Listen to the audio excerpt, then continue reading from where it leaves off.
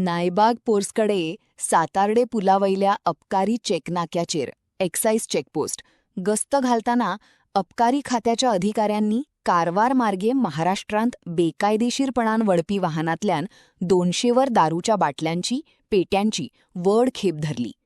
28 जुलैच्या राती ही कारवाई करण्यात आली. ह्या बेकायदेशीर दारूची चोख किंमत अजून कळूक ना, पण तपास चालू असा. ह्या प्रकरणी एका वाहन चालकाला ताब्यात घेतला.